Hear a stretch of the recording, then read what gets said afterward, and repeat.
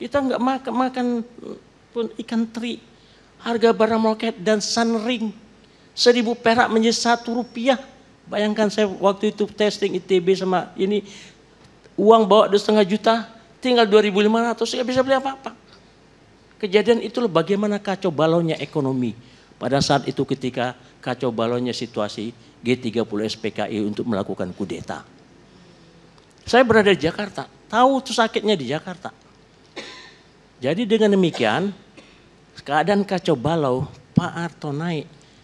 Situasi partai-partai berantem dengan 10 partai waktu itu. Berantem kacau balau.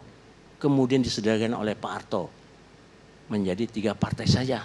Dan stabil. Negara yang stabil. Dasar stabil itulah maka bisa dibangun ekonomi. Dan kemudian situasi kalau Anda bilang bahwa itu adalah koroni dapat. Ya, koroni dapat menetes trickle down effect. Dan memang negara kita ada negara kacau balau di zaman Bung Karno. Negara stabil, ekonomi maju. Ini fakta. Karena situasi itu kacau balau, komunis mau berkuasa. Komunis mau kudeta. Jadi ekonomi ini kacau. Bung Karno tidak bisa mengatasi itu. Harga garam meroket mulai tahun 60. Ini fakta dan data nggak bisa dibantah. Nah kekacauan itulah ini sekali lagi jasa Pak Harto. Menyelamatkan Bung Karno, mikul dur, mendem jero. Kalau ini dikatakan ini adalah pengkhianatan Pak Harto terlibat di dalam kudeta G30 PKI. Jadi dalam hal ini sangat disesalkanlah yang di Tempo kemarin ini keluar. Beliau sendiri yang mengetahui itu walaupun dia ada hubungan dengan Latif, Hendra-Ningrat. Waktu si Tommy Soeharto itu kadang sakit kena air dan ditanyakan pendapat ini. Orang datang pendapat komandan brigade yang terlibat Latif ini dalam kudeta ini. Bukan Latif, Kolonel Latif, bukan Ningrat. Kolonel Latif, bukan Ningrat. Kolonel Latif, komandan brigade. Datang kepada Pak Harto, menanyakan Pak Harto mau nggak ikut di dalam terlibat dalam kudeta ini.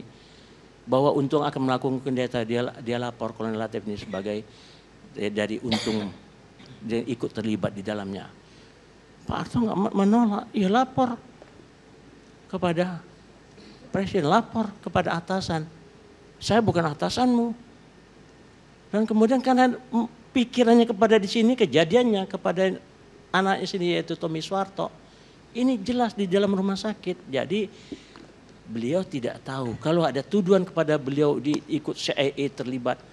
Penelitian Victor McFit di dalam bukunya, seorang Ceko, seorang komunis tadinya, dalam penelitian yang membuktikan.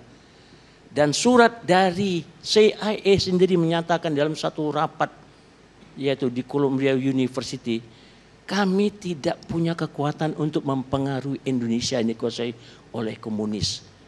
Maka kita bisa mengubah peraturan mengenai keadaan ini.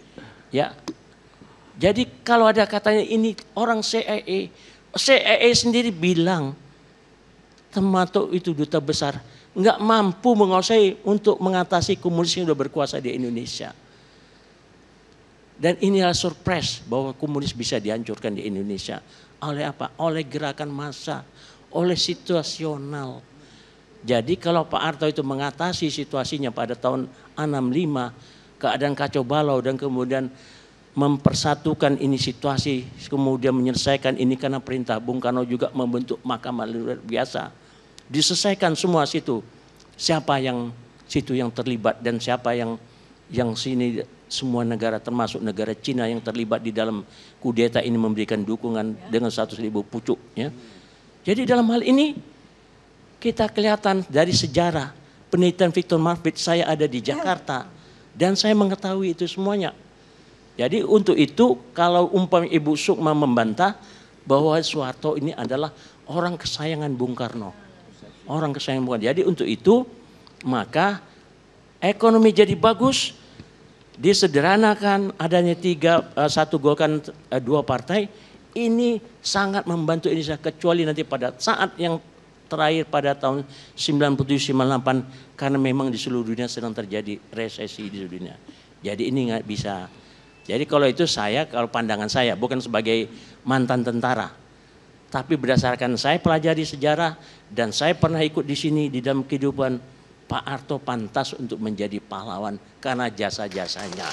Baik. Itu.